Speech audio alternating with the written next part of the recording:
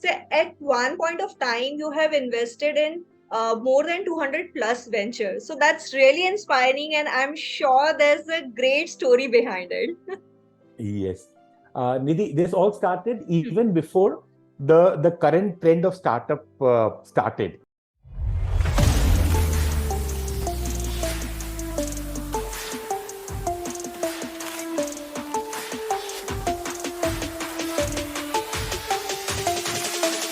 Nidhi Bawashe in conversation with. So hello everyone, welcome back to my YouTube channel Nidhi Bawashe in conversation with Nidhi Bawashe Varta. I'm very happy to introduce my today's guest. He has been conferred with the Pride of Nagpur Award by Qidwai Foundation. So, Dr. Tejinder Singh Rawal, welcome, sir. Welcome Thank you to my very much. podcast. Thank you very much, Nidhi. I'm so happy to be here with you today. It's an honor for us, sir. So, Dr. Rawal is a senior partner at TS Rawal and Company. His scholastic dossier includes MCom, MA in Economics, MA in Public Administration, MA in Urdu, MA in English Literature, LL.B, FCA, DISA, CISA, CISM. Dr. Rawal is a chartered accountant and practicing since last 30 years. He is one of the youngest CAs in India at the age of 21 with scoring all merit rank, and also become the first person in Central India to pass the prestigious CISA Certified Information System Auditor exam conducted by Information System and Control Association United States. Rawal sir is a passionate nature lover, and various bird sightings are under his credits. And he is an enthusiastic cyclist and has done PhD in direct tax. So, Dr. Rawal is being a guest faculty, and he has delivered talks in various platforms on the topics like cyber law, income tax, financial management, and he is an authority on income tax, cyber law, investment strategy. So, with that, welcome Rawal sir. So, I'm sure today's conversation is going to be great about a lot of social things, lot of taxation, investment, financial things. So, Yeah, welcome thank sir. you. Thank you, Nidhi. Thank you very much. And so happy to be a part of this podcast series that you have started, and wishing you all the best for wonderful thing that you're doing. Thank you, sir. So, sir, talking about your journey, so as you have started your practice 30 years ago, so back then, what motivated you to start your own practice, TS Rawal and Company? Is that during your articleship, or during those days someone motivated you, or you got inspired by someone? So, we would like to hear your journey.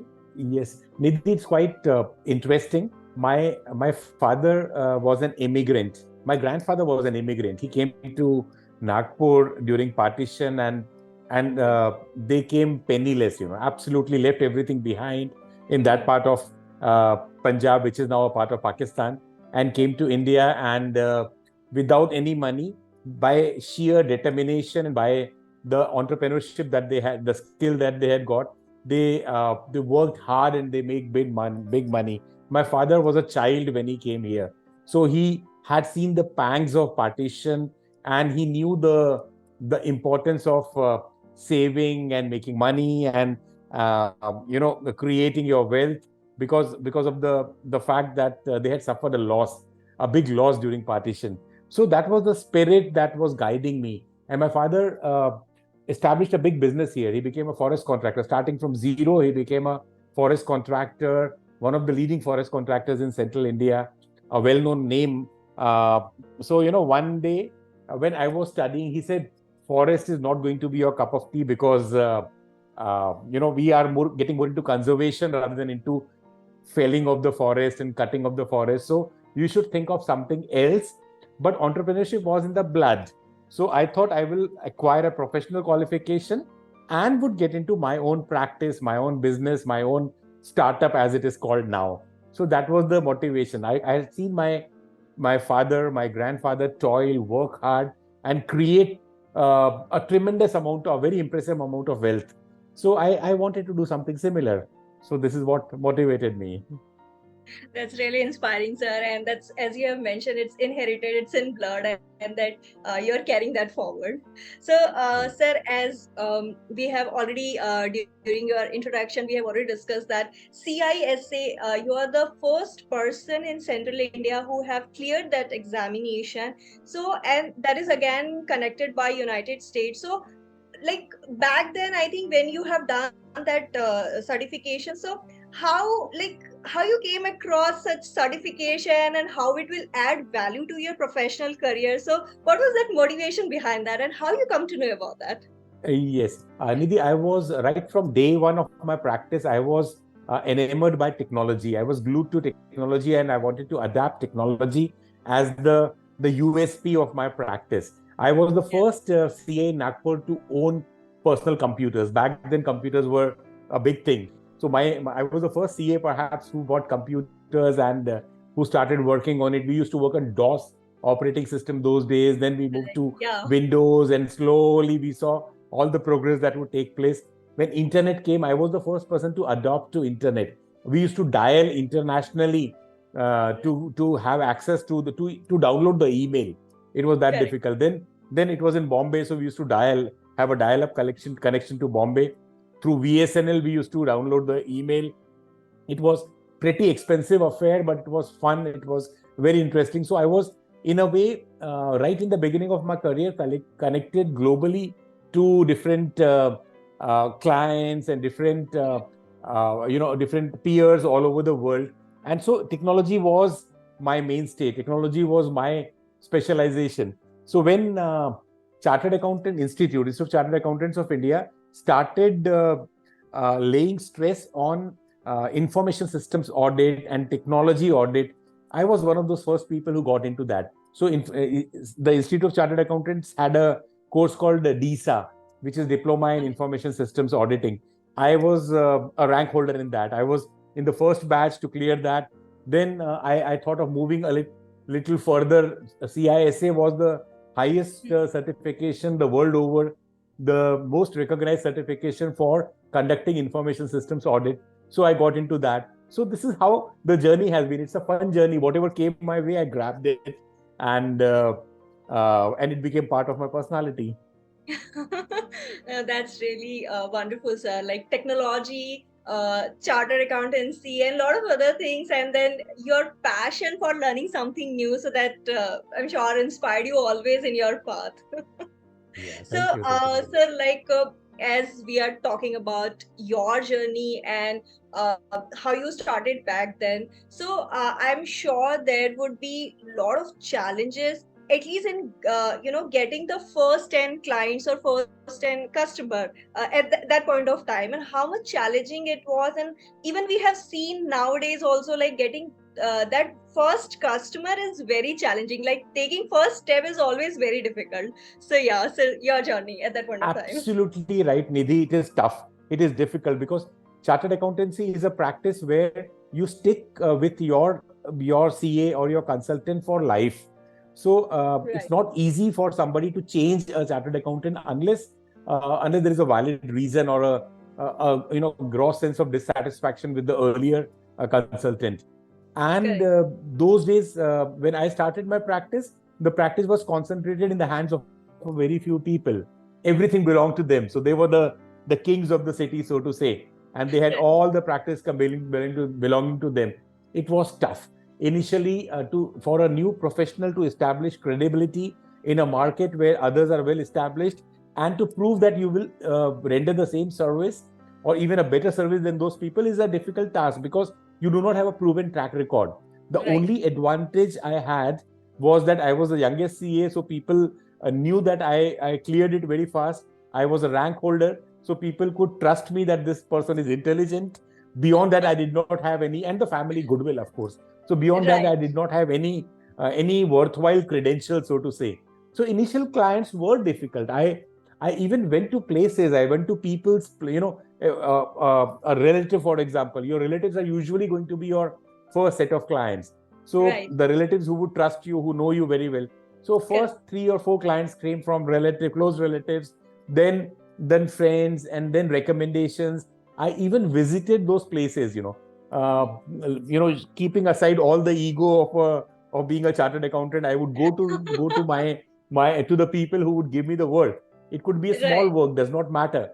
So this is how it Correct. started. And then nothing succeeds like success. Once you start getting your name spreading Yeah. across city, and people start knowing you, and people start knowing your credentials, and start believing that you're doing a good job, nothing, it things start falling back automatically, and things work on their own.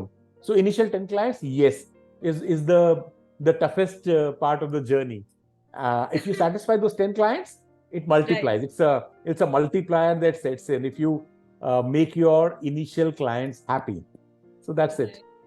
So it's always like X thing that we always say. So yeah. Right. Right. It's exponential growth that happens, Right. always like that. Yeah. Correct, correct, sir.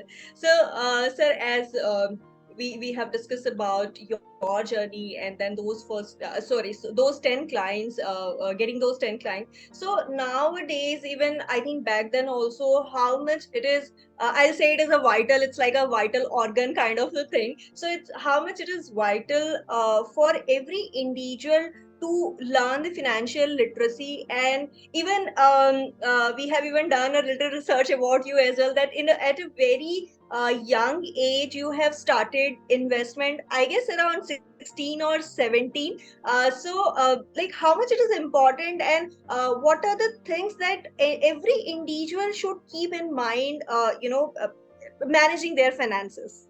Absolutely, Nidhi, you hit the nail on the head. I would say personal financial management and financial independence happen to be the most important areas for everybody to understand. Right. Unfortunately, we have such less financial literacy in our country, and the world over. It surprises me. People believe that they are. People feel proud of the fact that they are very successful businessmen or entrepreneurs or professionals, but when it comes to managing personal finances, they very candidly admit that, well, I cannot manage it. I don't know how to do it. So that's a big Right. lacuna. I feel it should be the financial independence and financial management, and in general awareness about money and wealth should be taught at every possible level in schools, colleges, universities, in every faculty, in every branch. A medical doctor needs to know of money as much as an engineer needs to know about money. Unfortunately, these are neglected subjects, and we think that these skills can be acquired later, but we miss a lot when you do that. Right. And thanks for reminding me. I started my investing at the age of 16 or 17 when I was in 11th standard. I had started investing. As simple as that. So when I was learning about Yeah. company law, I was learning about companies and business organizations and business structure. I was putting it to test by directly investing in companies, and I am still sitting on the first investment that I have made in 1983. I'm still sitting on that investment. I did not sell off that particular investment. So I have been investing my pocket money, whatever money I was making, and this has become a habit. And as the money supply grew, as my income level increased, I kept on adding to that corpus, and financial independence and managing money is not a difficult thing if you are aware of it, if you're conscious of it. And that's the reason why I have been working hard in spreading that knowledge to people through various means. Through the books that I have written, through the podcast that I have done, through various channels, wherever it's possible for me, I reach out to people and explain to them that more than making money, it's how you manage your money, how you invest your money, and how you let your money grow into a important passive source of income that matters. So I think that knowledge everybody ought to have. Everybody should have. Yes. Right, right, sir. And that managing money is something that, as you've already mentioned, that everyone should start learning at very early age. I think maybe in schools, maybe in colleges, maybe at the home as well. Like whatever the pocket money we get, like in school times, like 50 rupees, 100 rupees, 200 rupees, whatever the amount which we get. So we like parents also need to teach, like, how to invest and how to manage it and how to save as well, whatever the pocket money or the things that's been given to them. So yeah, that's a very insightful thing, sir. Absolutely, Yes, sir. absolutely. And a child understands money very well. Yeah, We think that we don't understand money, but a young, give a child one chocolate, right, or tell him that you give him two chocolate if he waits for half an hour. Many right, children are willing to wait for half an hour, so they understand correct, the time value of money. They right, understand the power of compounding. So correct. that knowledge exists at every age. We just have to channelize it the right way. Right, sir. Rightly said, sir. So, sir, now one thing which really inspired me as well, and I'm sure every audience who will be listening this podcast would love to know. So, at one point of time, you have invested in more than 200 plus ventures. So that's really inspiring, and I'm sure there's a great story behind it. Yes.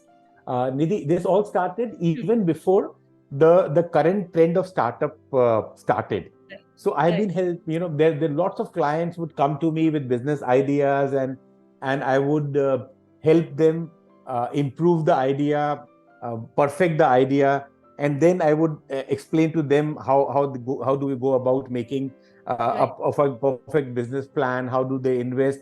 Most of them would be bootstrapped startups, so I would be helping them wherever I found that this was a good venture which needed set seed capital, which needed investment.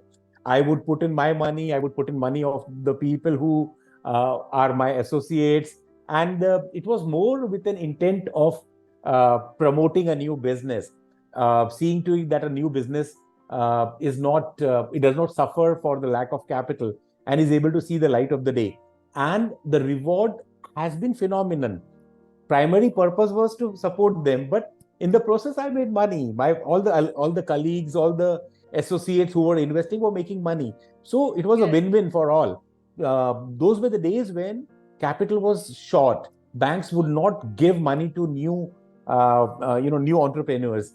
We did Right. not have the current the kind of infrastructure that exists now in Right. terms of Yeah. financing the startup. So I was one of those people who were filling the gap. So I was early stage uh, venture funding person for the startups, you could say. Those days when this phenomenon, the terminology did not exist, and I was Correct. financing, I was doing it. And I tell you, a small business idea, somebody who comes out with a small business, a small business, an entrepreneur who is knowledgeable and competent about his Hmm. business and comes out with an idea, even if he does not have money, my personal experience has been that he's extremely sincere in terms of Yeah. effort that he's going to take, and in terms of returning the money to you, or fulfilling his commitment about the contractual obligation that he has with you. People are sincere most of the time. People, unless there is a specific reason for that person to default, he would normally not default. So Right. I used to guide people on creating a robust business idea. If you have the Hmm. right idea, and if you are sincere, money is not a problem. This is what I have always noticed. Right, sir. And even startups are like their own baby. So I'm sure the sincerity and the robustness, and even you are even helping them in mentoring as well at that point of time. So I think that really helped them a lot for making money and all those investment making X, as we have already discussed that point. Yeah. Absolutely, absolutely, absolutely. And I think a little bit of hand holding, a little bit of Hmm. mentoring, some guidance, some support. Most of the technical startups lack the financial acumen, and Right. sometimes the startups coming from other business backgrounds lack the Hmm. technical support. So if you're Right. able to fill that gap for them initially, Yes. having a team which handles all the parameters of business may be very difficult for them, may be very Right. expensive for them. So Yes. it's at Correct. that point in time, if you can come forward and fill that gap for them, give them the right support, I think that goes a long way. So this is how I was doing, along with a wonderful team of people who were supporting me. So it became a kind of a big support system, which was eager to grab all the business ideas that came our way, and we were able to provide them the required support, and in the process make some good money. Right, sir. And even you're doing the same now as well. Like a lot of Yeah. startups you are mentoring these days as well. You are invested to a lot of young startups as well. So yeah, I that's I do a even young. I have learned a lot of things from you, Oh, like thank regarding the you. investment, regarding even sir, I would like to share the in one of the event I was there, and regarding the stock market. So your words really motivated me a lot, and then I started investing in Wow. stock market. Wow. Wonderful. Wonderful. I'm so happy about that. Oh, thank you. Thank you. I've been guiding startups in the best Yes, possible manner wherever I can, and right, in all sincerity, because this is my way of paying back to society, and I society has right, given me a lot. So right, I think it's important for all of us to pay back to society in whatever manner you can, and whatever way. Every one great, of us has got some competence and correct, some special knowledge and some special skill. If you can right. pass it on to others, nothing like that. Right, sir. Absolutely Yeah. correct. So, sir, as we have already shared that you are a nature lover. You are a very passionate nature lover, and even you have shared like from where it has came. Like it's like a from the blood, and your father was used to do that. So, you are a founder trustee of a tiger research trust, that is TRACT, an NGO. So how this NGO is helping government and the untiring effort for the benefits of tiger. So we'd like to know like how these things are happening and how this NGO is helping the government as well. Absolutely, Nidhi. This is very, very important. This NGO track is doing a great job Hmm, in handling lots of things that, uh, filling a lot of gap yeah, that exist in the system. For right, example, whenever there is a animal-man conflict, it happens. It's quite natural when the tribals who are living in the forest and correct, and the animals, when they come in contact with each other, there's likely to be a conflict between them. right, The desire to conserve the animal, which is important, which is an important objective for the government, results in a clash between these, because right, the same resources are being exploited by the tribals as well as by the animals. So right. there's a conflict, and there could be a man-eater tiger, for Hmm, example, or an animal which attacks ferociously one of the yeah, tribals living in the forest. So all these conflicts are uh, more of a psychological and social hmm, issues which need to be resolved. So we right, fit in there, wherever we find that these kind of things are happening, we fit in there. The government is trying to relocate all the tribals living in the forest out of the forest. This is a very good objective, definitely, but remember the fact that those tribals have been living in the forest for generations.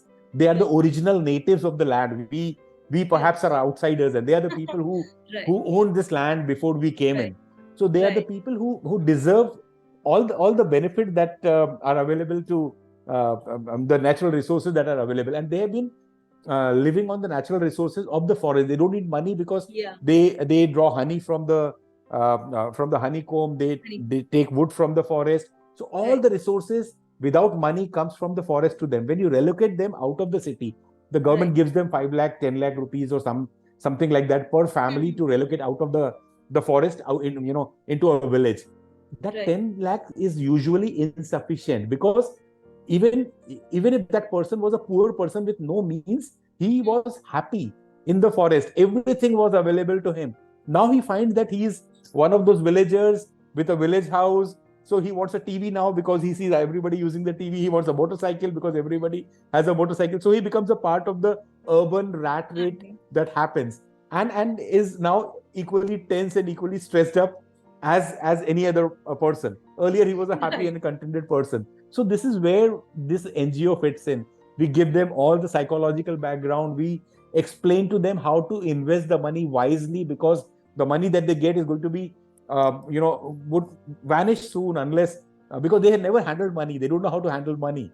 So right, they would find some use of money, and then suddenly their money would be gone, and they would be poorest of the poor again. So this is right, how we handle those animals. And we also support the forest guards and the hmm, forest warriors, as I like to call them, people who have been uh, helping conserve the forest, and they deserve a right, lot of respect and recognition. So this NGO has been doing a great job providing them with resources which the government sometimes is not able to provide, Right. and Right. giving them the recognition that they deserve. Right, right, sir. So I think it's a really great objective, and supporting and helping them, like how to manage things. So that's really a great thing to help someone who is actually not aware about the outside of that world. Right, Right. right.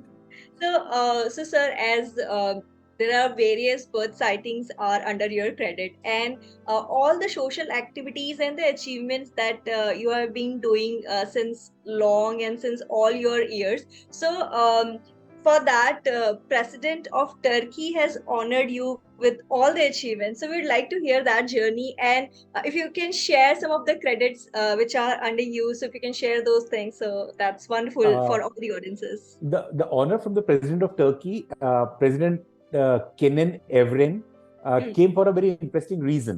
right. I was handling the emergency relief for Lions International that time, and there was a big Yeah. earthquake in Turkey. And Okay. I made an appeal to Lions clubs all over the world, requesting them to support the country because the country was suffering, and the money kept pouring in. Very interesting. You just have to make a sincere appeal, and people start seeing Right. money. This Right. is during the days when social media was not there, and when we did Mm, not have such an elaborate system of networking the world over. So I was right. writing physical letters, wrote to everybody, and people started sending the money.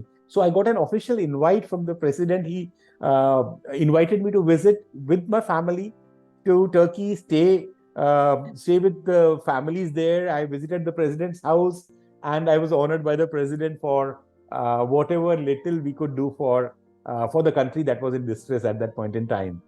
So this is how, it's like when you have an inclination, if you want to do good things, resources come automatically your way. Just have to So have a true. sincere wish and a strong will to do things, and it works. So true, sir. It's a very proud moment for all the Nagpurians and everyone who has helped at that point of time.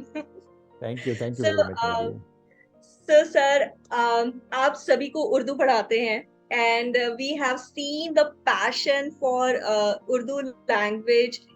So sir, हम कुछ आपसे उर्दू में सुनना चाहेंगे. उर्दू बहुत खूबसूरत जबान है, और इसके बारे में कई बार लोगों को बहुत सारी गलतफहमियां सी होती है। मैं हमेशा कहता हूं कि हिंदुस्तान की जबान है, हमारी अपनी जबान है, और बहुत ही शीरीन और बहुत मीठी जबान है। मुझे तो उर्दू से बहुत मोहब्बत है।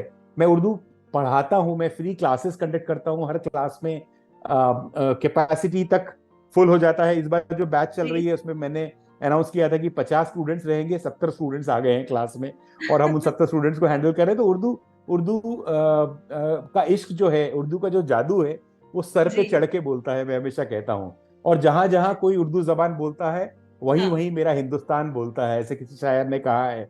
और लोग कहते हैं हिंदी और उर्दू में फर्क क्या है। मैं ये सिर्फ कहता हूँ कि हिंदी और उर्दू में फर्क है सिर्फ इतना, वो ख्वाब देखते हैं, हम देखते हैं सपना, और कोई फर्क नहीं है। एक ही है, दोनों तरीके से एक ही जबान है ये, और हिंदुस्तान की अपनी जबान है। मैं उर्दू का मुसाफिर हूँ, मैं लोगों को ये जबान सिखाने की कोशिश करता हूँ। किसी शायर ने कहा है कि वो उर्दू का मुसाफिर है, यही पहचान है उसकी, जिधर से भी गुजरता है सलीका छोड़ जाता है। तो उर्दू बोलने वाला तो सलीका छोड़ ही जाएगा जहां से भी गुजरेगा। इतनी खूबसूरत जबान है, हिंदुस्तान की अपनी जबान है। पूरे दाग ने कहा है कि उर्दू है जिसका नाम मैं जानता हूँ दाग, हिंदुस्तान में धूम हमारी जुबान की है। तो ये खूबसूरत सी जबान है, मुझे तो बहुत मोहब्बत है। शीरीन जबान है, हमारी अपनी जबान है, और इसको सिखाने के लिए मैं बहुत कोशिश करता हूँ। मैं उर्दू की खिदमत बहुत वक्त से करते आ रहा हूँ। 9वीं बैच है ये जो चल रही है अभी, और फ्री बैच होती है और हमेशा फुल हो जाती है, और हर बार लोगों की नाराजगी रहती है कि हमें हमें इस बार स्लॉट नहीं मिला, तो उनको वेटिंग लिस्ट में करके अगली बार डालना पड़ता है। तो इस तरीके से उर्दू का कारवां चल रहा है। जैसे मैं अकेला ही चला था जाने पे मंजिल, मगर लोग साथ आते गए, कारवां बनता गया। तो ये कारवां बन रहा है, और हिंदुस्तान की अपनी जबान की खुशबू इस तरीके से दूर दूर तक फैल रही है। जब आप किसी नई Right. जबान को सीखते हैं, तो जी. आप एक नए कल्चर को सीखते हैं। आप एक तरीके से एक दरीचा खुल जाता है, एक खिड़की खुल जाती है उस कल्चर की, उस जबान के बारे में, उसकी कल्चरल हेरिटेज की, उर्दू सिखाने से भी यही होता है, उर्दू सीखने और सिखाने से भी यही होता है. तो मैं तो आशिक हूँ इस जबान का. बहुत खूबसूरत sir. So, Thank you. sir, as you are an author and you have written lots of book on taxation, financial management, and your latest book, Lots of Money: Guide to Intelligent Stock Market Investment. So, we'd like to know about more about it. And as you have already mentioned, that at 16, 17 age, like from 11th standard, that you have started investment, and there was a stock since 1989 that you still have that stock. So we would like to know more about this book and especially a journey of a stock market. Yes, absolutely, Nidhi. My journey to the stock market has been a very, a learning experience. I made Right. mistakes like everybody does it, and then I Yeah. learned quickly from the mistake, and I kept on reading, kept on understanding, kept on devising my own strategy of investing systematically in the market, and I realized that almost every investor in India who calls himself an investor is actually a speculator. We are short-term traders, we are speculators. We do not buy a long-term investment. Rather, we invest for short-term, and in the process, we burn our fingers. We sometimes lose our shirts. Whenever Right. market goes wrong, we Right. are up. We go Right. bad. So Yeah. this is what I realized, and I found that all the people who invest in the market sooner or later give up the investment because they have lost the money. So I started working on trying to find a solution. So I found that there are hardly any long-term investors in the Indian securities market. Warren Buffett and the Hmm. people who have been successfully making money in the stock market year in and year out over a long period of time are long-term investors. So I started understanding those strategies, and my book is about that. My book is not about short-term success that you can gain in stock market. It's not about winning a lottery. It's not about speculation. It's not about going to a casino and making quick bucks. My book is unglamorous in the sense that money making is an unglamorous process. You have to invest, you have to stay invested, you have to get married to your stock. You have to buy a stock like like property, like real estate, and stay invested. So you need to have a good conviction that your stock is good. Number two, you should understand the company that you are investing in. Number three, you should stay invested for a very, very, very, very long period of time. It could be 3 years, 5 years, 10 years, 20 years, 50 years.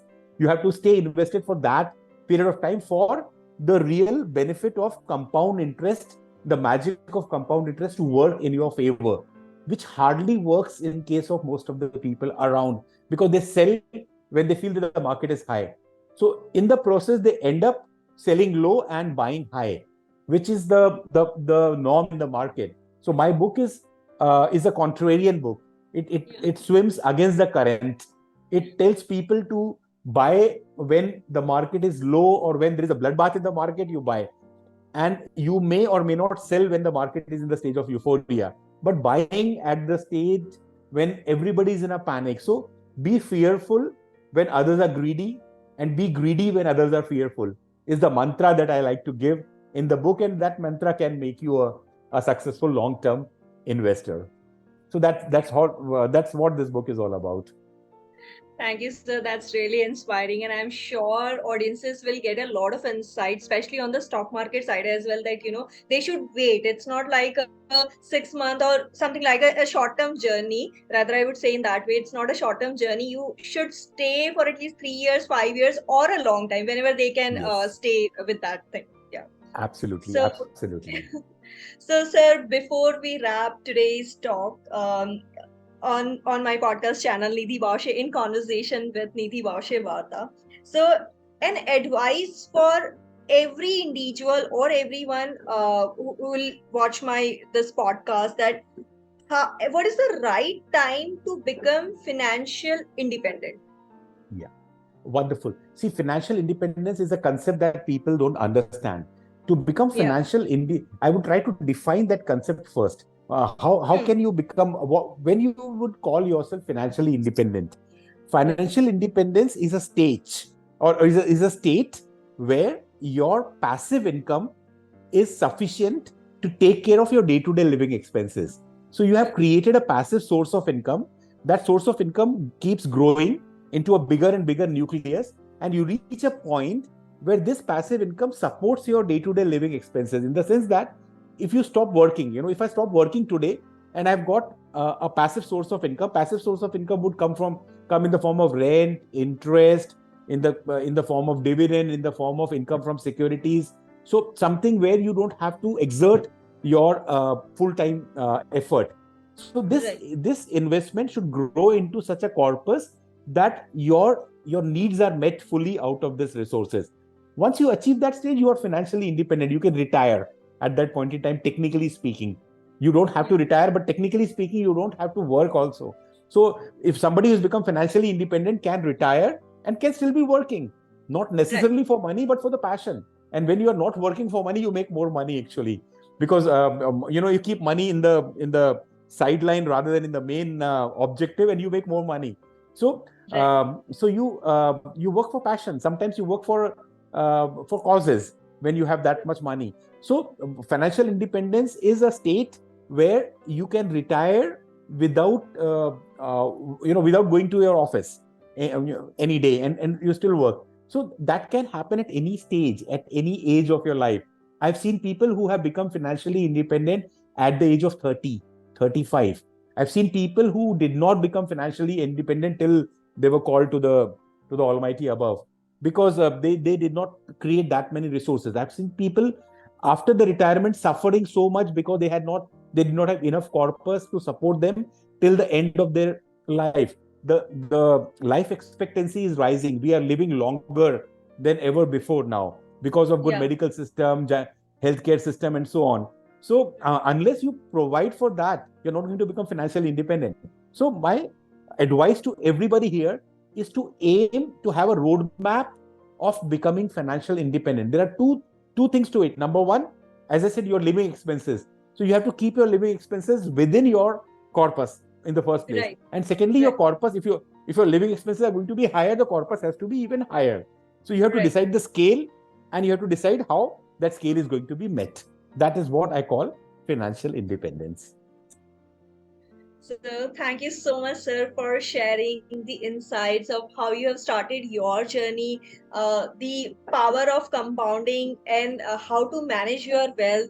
What a startup should like, how to manage their financial, working capital, we can say in that way.